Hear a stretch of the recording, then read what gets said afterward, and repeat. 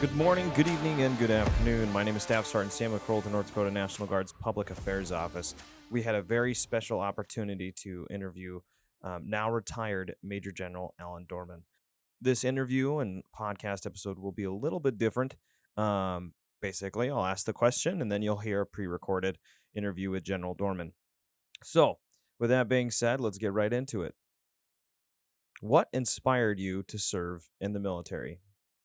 I always go back to when I was a young child. Was always fascinated with military service. There were veterans in my church from the World War II era. Back then, there was still a tank and a airplane on a stick outside the elementary school, but it always intrigued me. But I think what really got me to the point where I was interested is I worked at a Boy Scout camp for years, and two of the guys I worked with, one was going into the Army, ended up being a Green Beret. The other one was going to the Air Force.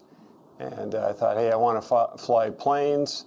I think I was in my second or third year of college, and just decided I was going to join ROTC.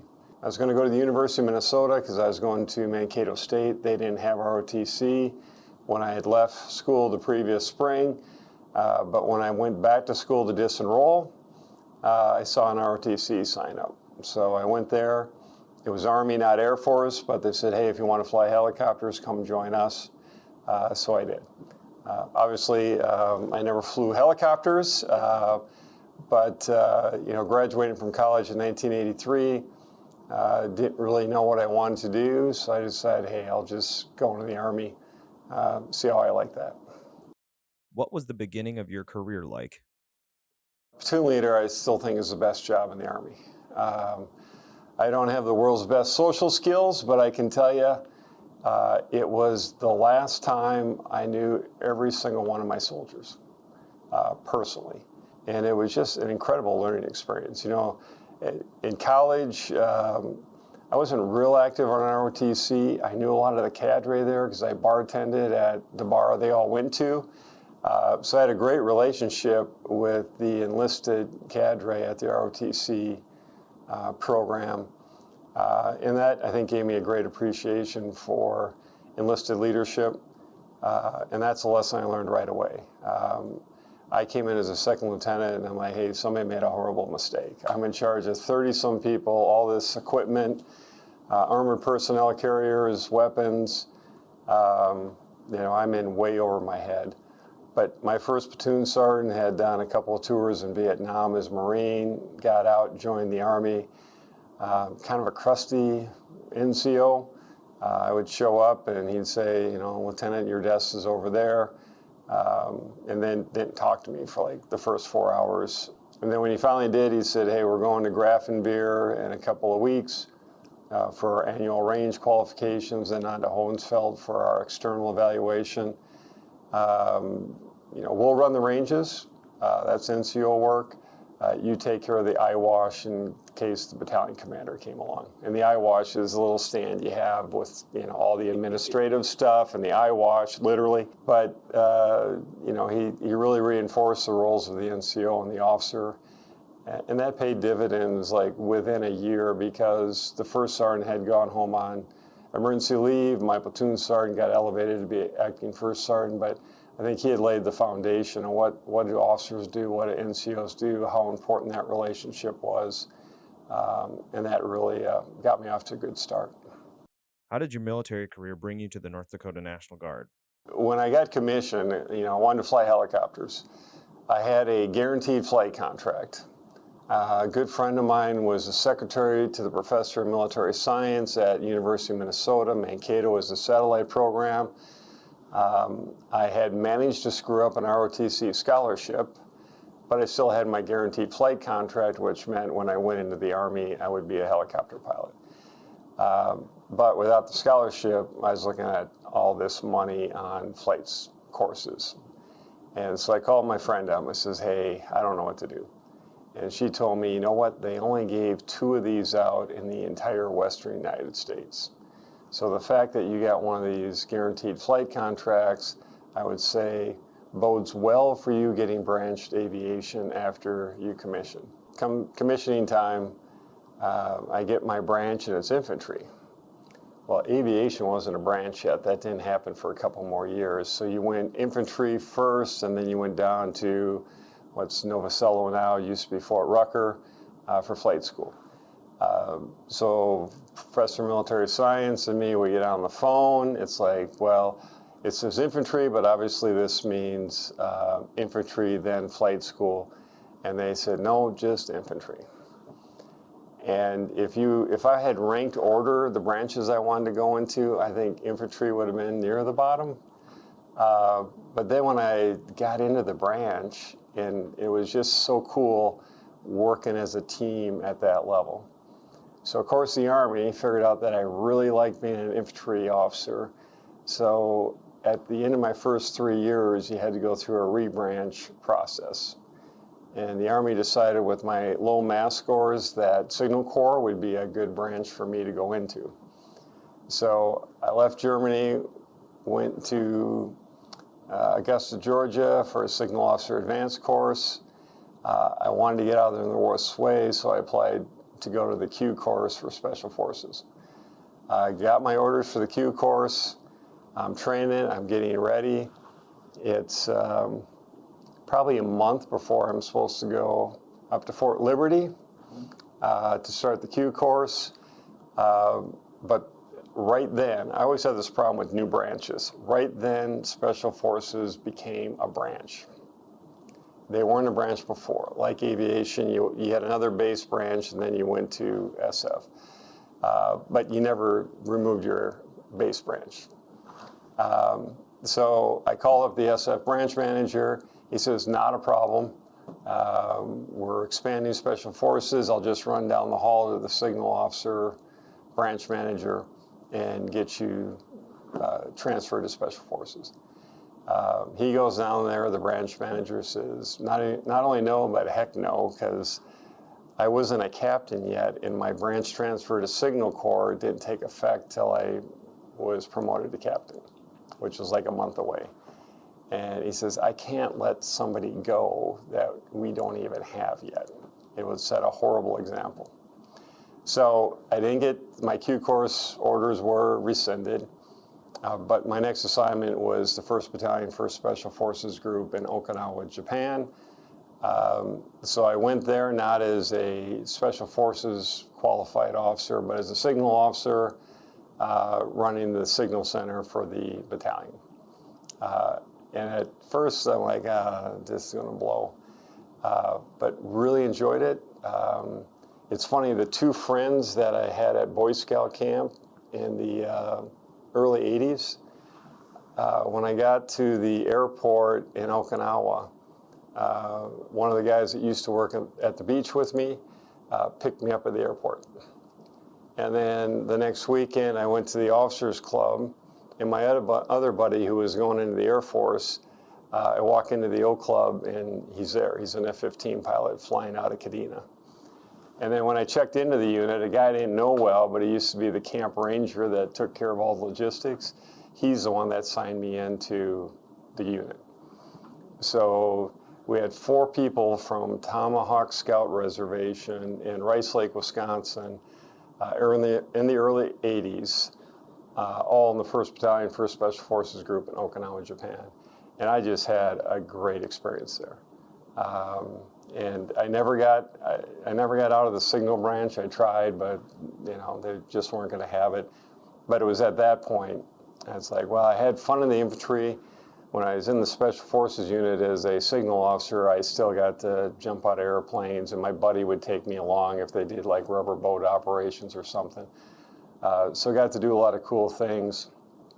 And I'm like, you know, this is what I want in the Army, to do this cool stuff.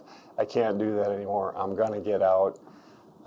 Decided that I was going to go to law school. And never got very good grades, so I'm like, well, we'll see where I get in. I got in at Hamlin University in University of North Dakota. And UND was about a third the cost of Hamlin, so that's what brought me to North Dakota. That's where I met my wife. She's pretty fond of North Dakota, so it was clear to me that, you know, North Dakota is probably my home. But it was in law school I met Kevin Chapman, who's a second lieutenant with the 141 in Valley City. And he said, hey, we got an opening for a captain. You want to come join us? And I'm like, well, I've been infantry, I've been Signal Corps, but it's an engineer unit. I don't have much to offer. But they said they would take me. They were a little reluctant. They didn't like bringing back then. They didn't like bringing in folks from active duty. But joined the unit in Valley City. They told me I would never make major. So joke's on them. I made it. But that's what brought me to North Dakota. And the experience in Valley City was interesting. I went to my first AT like a week after I joined. And I was in the ops, I was in the S3 section. I sat in a tent all day with a man named Larry Hovel, who was a very technically proficient NCO. And he would do a lot of their engineer planning, and I was supposed to help him. I didn't know what I was doing. So it was the longest AT of my life. At one point, the S3 finally said, well, Dohrmann, you're pretty good at road marches because you were mech infantry and all that. Go evaluate our road march. And I went out and evaluated this unit's road march. Came back to the commander's update brief that night. The S3 told me to brief. I told them pretty much everything that was wrong. But I never said we, I said you, because I really didn't feel like I was part of the unit yet. And so my initial engagement with the National Guard in North Dakota was not very positive. And it was on me. I mean, to say you didn't do this right, you didn't do that right, and I'm part of the unit, just didn't play well. But after that, I did make some good friends, met some great people. One of them was Mike Aberly, and he got transferred from the 141 up to the military academy. Nobody knew what to do with me, and at one of our officer management boards, I think it was Greg Wills said, hey, we'll take Dohrmann up at Camp Grafton with the military academy, now the RTI. I got up there. We had OCS consolidation in North Dakota, I think the next year. And that's where I met Greg Wills. That's where I met Dave Spritsnatic, who was my commander up there. That's the first time I probably had a chance to show folks what I was capable of doing, because I said I was in an engineer unit with no engineer skills, so I mean it was really hard to shine if you don't have any actual skills. But yeah, moving up to the RTI really got my career going in the National Guard. What roles were challenging, and how did they shape you? Well, this will sound like a lawyer's answer, but all of them are really challenging. I mean, the one thing I learned early on was that you'll never feel fully prepared for whatever's next. That's how you develop leaders. You put them into new situations. You grow most from the things that scare you. My first platoon, I was like I said, I mean, somebody made a horrible mistake putting me in charge of this. I eventually got the scout platoon, which was like the premier platoon, and I'm like, yeah, I'm not the best guy here, but okay, I'll give it a go. And then even going to Okinawa, I mean, I'm hanging out with all these special operators, and I'm like, they're going to discover me as a fraud early on. But it's that challenge, and I share with folks, I ride an indoor bike in the wintertime. I'm a bike rider, and that's how I stay in shape over the wintertime. And I was watching a Mike Rowe podcast, and Jay Leno was the guest. And Mike was complimenting Jay, said, hey, I saw you on the set of Leno's Garage, interacting with your staff.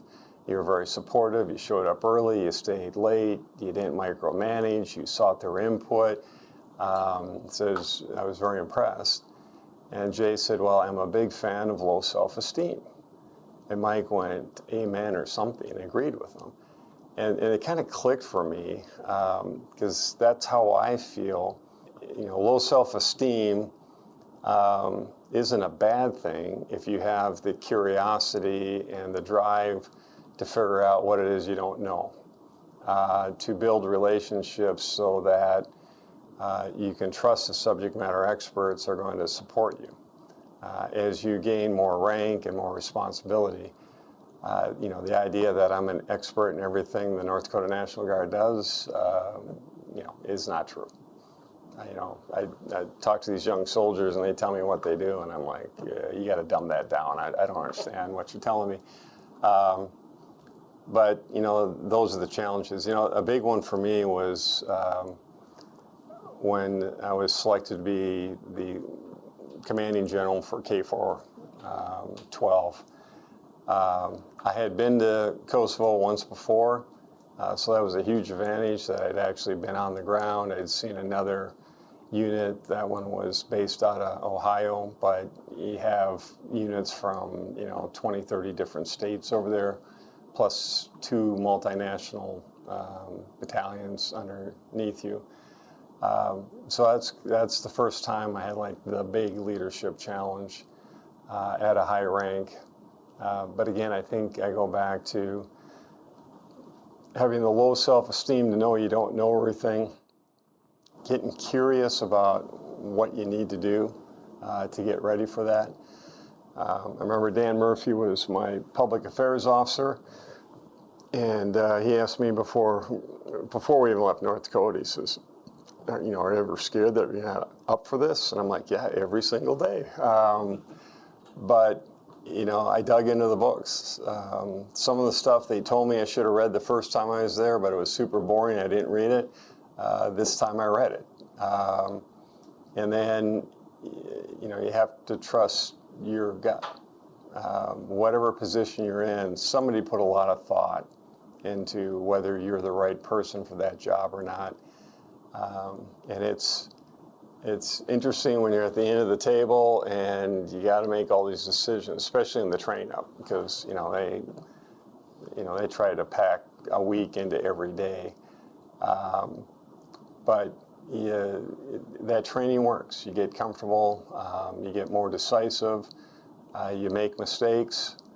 I'm a big fan of when you make a mistake, immediately own up to it and fix it, because everybody knows you made a mistake.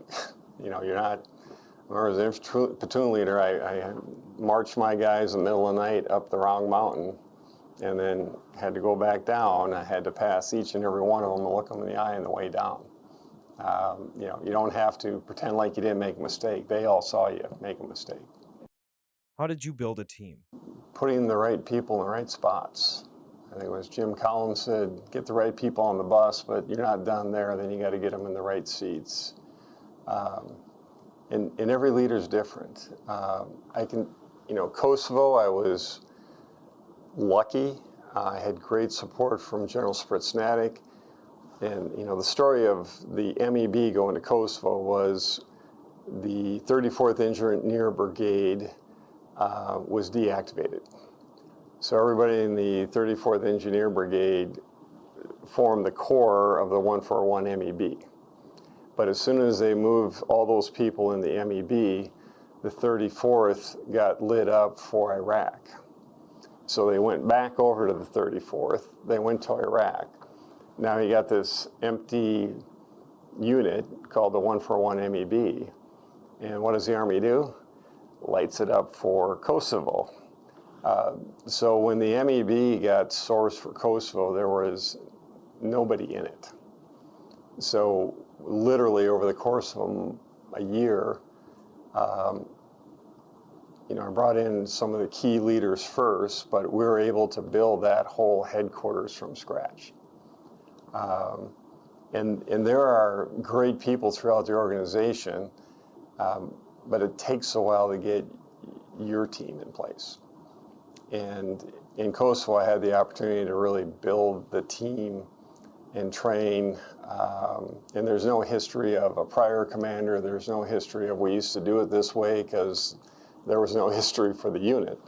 And General Spritsnatic basically said, you can take whoever you want. We emptied the headquarters full-time side. I don't know how they functioned back here for 12 months while we're gone, because we had so many of the full-time support staff that went with us to Kosovo. But that was a luxury to be able to build your own headquarters.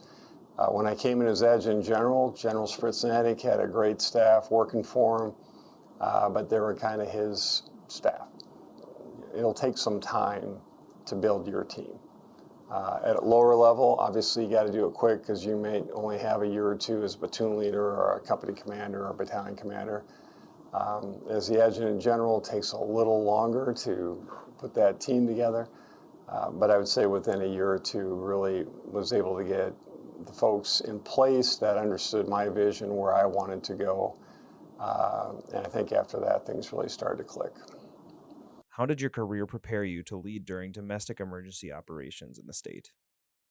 My ability to do what I do is the same reason that MPs and combat engineers and CSTs and others can take their military acquired skills and go fix a problem. Last spring, ice jam in the Missouri River, and we go to all the things that we've done in the past, put dark stuff on it and the sun will radiate it and melt the ice quicker. Well, that wasn't going to work. We had been putting that stuff on the ice for 6 months, and the ice would probably have melted by July. But bringing that team together that has these military acquired skills, have been in stressful situations, have worked with diverse teams, sometimes multinational teams or multi-service teams, but be able to bring those folks together to quickly problem solve, come up with solutions. Some of them fail, like putting dark dust on ice and hope it melts. But then you just keep talking, and then ideas come up. And like the Missouri River, my idea was to put a bucket underneath the helicopter, fill it up with water, and then sledgehammer the ice. And the pilots told me that's a dumb idea. That's not going to work. But then the pilots came back and said, what if we dropped the water and tried to punch a hole through the ice with the weight of the water? And I'm like, okay. No idea if that would work. There's no doctrine on that. You don't train to do that. But we gave it a try. And for a couple hours, we had no success. And then the pilots just kept iterating, and they dropped from 100 feet down to 80 feet, and all of a sudden, boom, it punched through the ice. And then once they punched through the ice, you could kind of see where the seams were that you could exploit. And I think in the first 3 hours, we broke loose a 20 square foot section of ice. By probably 3 o'clock in the afternoon, there are sheets of ice the size of football fields going down the river. But it's, we were trained to form teams, to get after a problem, and we keep going until we find a solution. And so those same skill sets work when you have, novel experiences like, thousands of protesters on the prairie in southern Morton County. I mean, who would envision that ever happening? Well, it happened. And just like everything else you do, you form the team. The hard part for me is getting the right people in the right seats, empowering them to get after the job at hand, knowing that they're the ones probably with the expertise and in many cases the creativity to figure out what a solution might be. I got to empower them. I got to go find the resources they need to get the job done, and then cut them loose. And with the National Guard and with DES too, if you cut them loose, they'll amaze you. And I think during the pipeline protests, during the pandemic, during some of these natural disasters we've had, the team has really done a great job. How have you seen the National Guard change during your military career? The Guard that I joined in 1991 was already changing. When I was in Okinawa, we did an unconventional warfare exercise, And I think a bunch of California Guardsmen got voluntold to go to Okinawa and live in the jungle for 6 weeks. They were not happy. They were supposed to act like native fighters being trained by U.S. forces, but again, they were training aides. They were not happy. My opinion of the Guard was, and then I moved to North Dakota, and I had said my buddy got me into the Guard. My first AT, I was impressed with some of the capability of the soldiers. There was some great people in leadership, but soldiers are fairly easy to train. That collective leadership piece is hard. That's why they send you to a MOB station for weeks and months, because getting the command and control element trained up and ready to go at the battalion and brigade level, that takes time if you don't do it on a regular basis.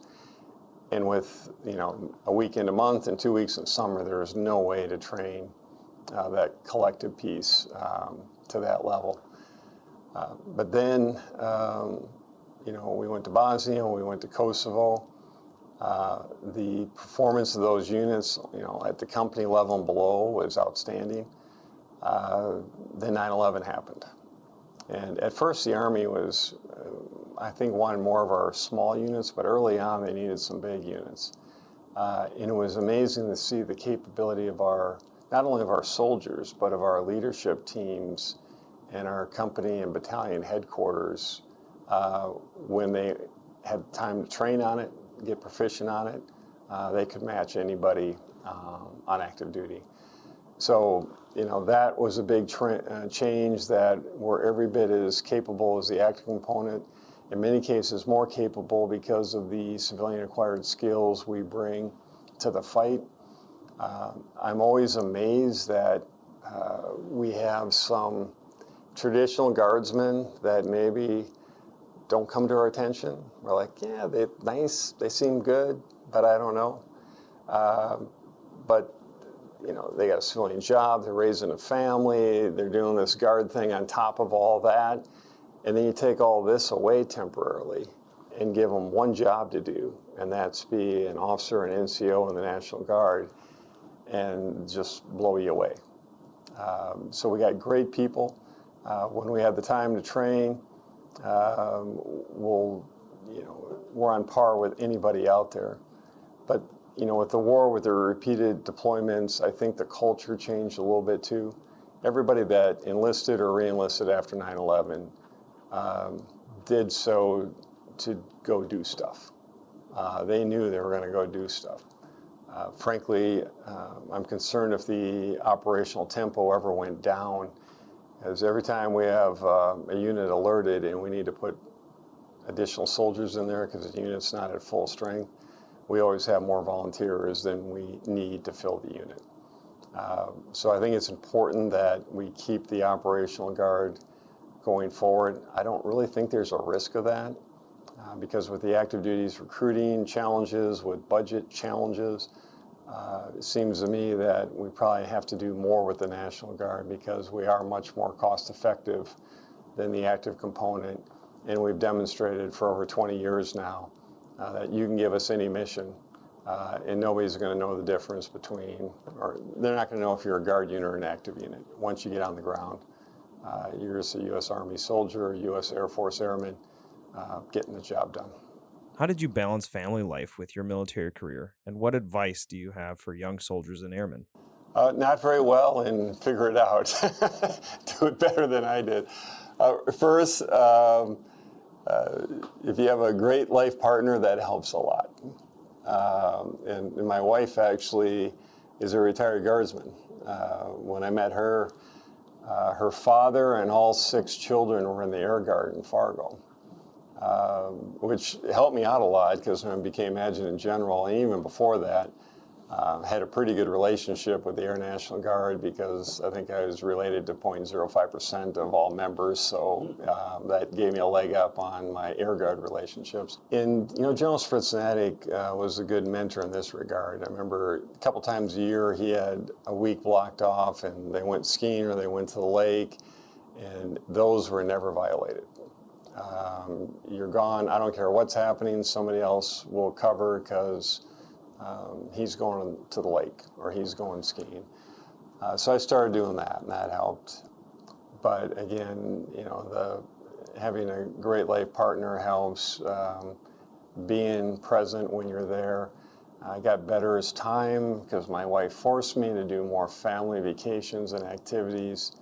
But you know, it's tough. You know, we always thank the families, and you know, the spouses especially, heavy burden for them. But the kids too.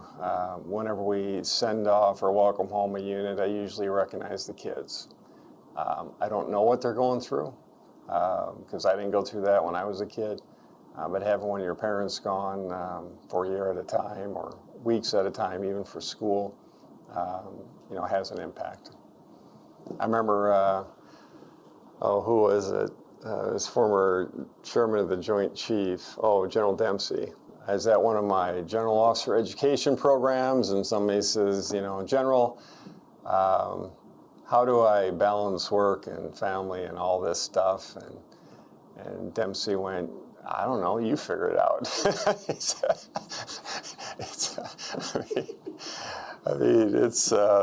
not magic, and it's probably different for everyone. I am certainly not the best at it. I've seen others that are much better than I in making sure you appreciate those that support you.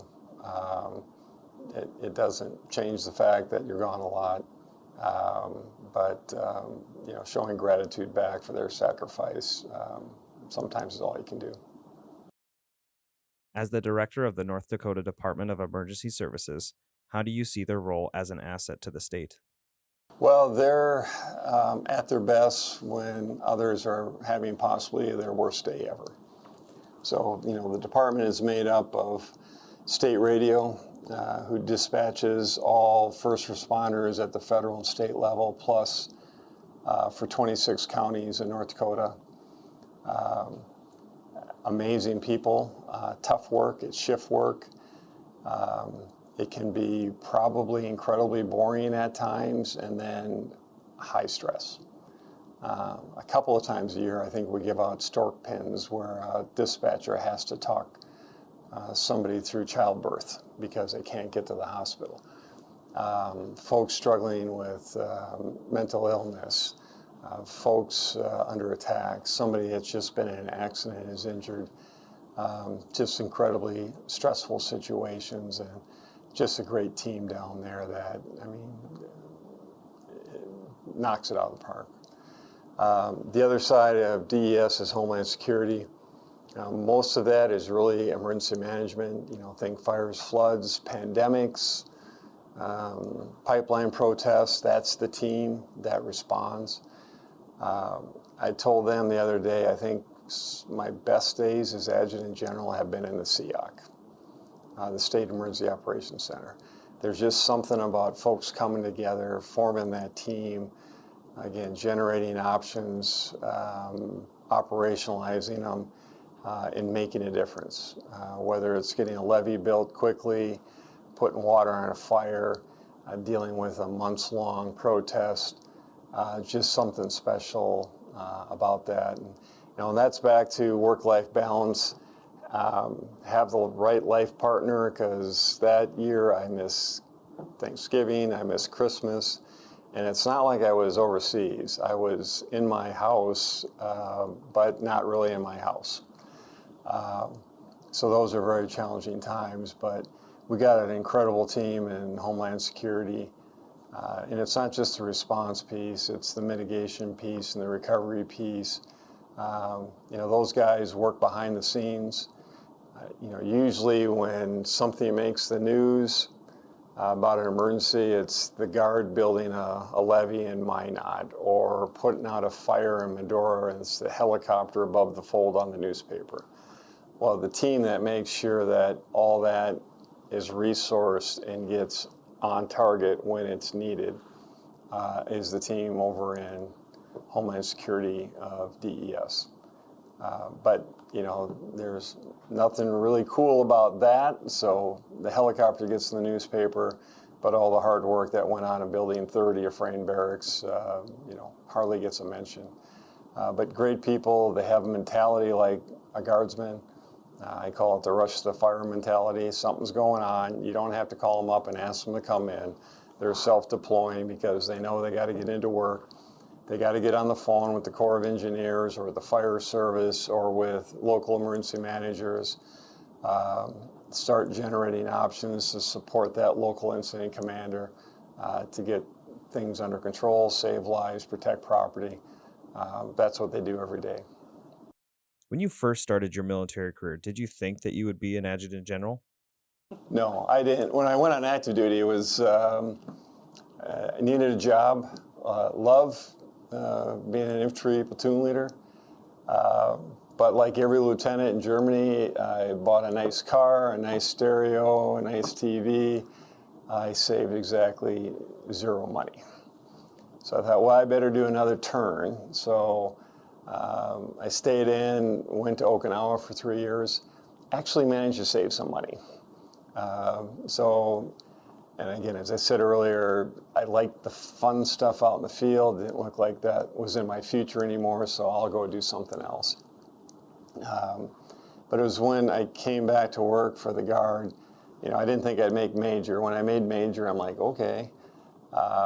And then a full-time, I was a combat engineer at the time, but a full-time job opened up as a JAG officer. Applied for that when General Bierke was the TAG. He hired me, worked for him for a couple of years. And the first time I really thought about adjutant general was after General Bierke retired. We were changing the TAG appointment statute to ensure that any adjutant general that was appointed by the governor could be federally recognized as a general officer. Because before that, you could appoint, a captain that hadn't been to captain's career course, much less war college, and make him or her the adjutant general. And he came back to testify on that bill. And in his testimony, he says, we need to do this. And I was on my way to war college that next year. But General Bierke said, we need to do this so guys like Major Dohrmann over here can be adjutant general someday. And I'm like, what? That never entered my mind. And General Bierke was a great mentor. You can talk to a lot of people during his time as adjutant general, and they'll point to him as a key mentor in their life. He made that statement. I applied for a DoD fellowship at Tufts University, which is a war college equivalent. And he got the announcement for that, came out to my office and said, you need to do this. And I'm like, oh, I'll never get in. And my wife was working at HRO at the time and walked down the hall and said, hey, General Bierke said I should apply to this. It's in Boston. It would be for a year. We had 2 kids with a third on the way. It just sounded like a lot of work for her mainly. And I said, hey, I'm going to apply, but I doubt I'll get it. And of course, I got it. But General Bierke's encouragement on that, just kind of the off-the-cuff statement in front of a legislative committee that we got to do this so guys like this can be adjutant general someday. I was like, well, maybe I could. And then, the challenges, doing whatever's next, preparing yourself for whatever's next, because you may not get it, but at least somebody has to say no. They can't say no because you're not qualified. They got to say no because they don't think you're the right fit for the job. But I kept getting those scary opportunities, kept building the teams, doing the best I could so I could move on to the next scary opportunity. And by the time I went to Kosovo, was commanding general of a multinational battle group, I'm like, I think I could be adjutant general. I think I could do that. What advice do you have for young service members just starting their military careers?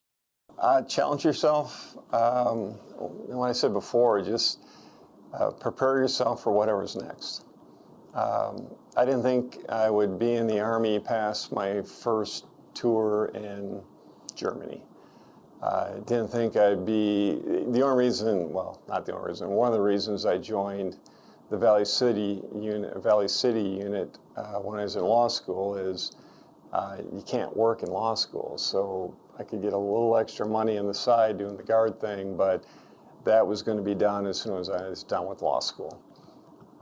But when I got the uniform, put the uniform back on, I'm like, I think this is what I'm supposed to do. And I think really fortunate I joined the National Guard because the path I took to adjutant general is not typical.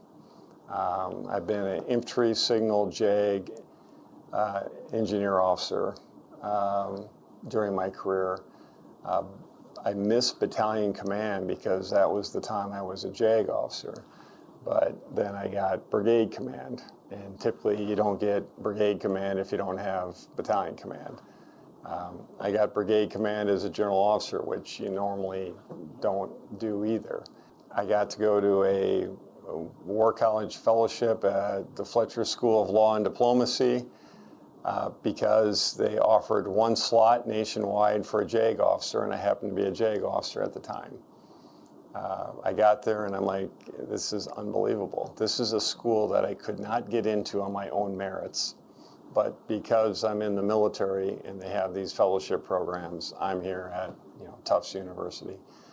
So, challenge yourself, prepare yourself for what's next. Again, you need a supportive family, but when an opportunity comes up to go do something that will make you a better guardsman, a better NCO, an officer, take those opportunities. My wife, God bless her, but I came back from Kosovo, and 3 months later, there was a notice that somebody dropped out of the Joint and Combined Warfighters course, which is required for joint qualification certification. I had to leave in a week, and I'd only been home from Kosovo for 2 months. So I'm like, honey, do you mind if I leave for 10 weeks? And she says, if that's what you need to do, go do it. So it's not going to be the same for everyone. But preparing yourself, continuing to look for those opportunities that scare you. If they do your homework so that you can get from, I don't know what I'm doing here to, I did the work I need to do to prepare myself to execute. Prepare yourself and do what scares you, and you'll grow as a leader. What are your plans after you retire? Gonna go to the lake for a week. Yeah, I get asked that a lot. Not going to travel the world, and I've already traveled the world. I don't really like to do that much, but I will do it some because my wife likes to travel. And she's going to work for a couple more years, so take some time off. They always tell you to take like months off. I don't think I can handle that, but we'll take some time off and then figure out what's next. And that wraps up our interview with Major General Alan Dohrmann. I cannot begin to echo more or just say more how much of an honor and a privilege it was to ask you some of these questions and then also just listen. It was an honor and a privilege. Congratulations on retirement if you're listening out there. And with that, everyone, we hope you enjoyed the episode, and we'll catch you next time.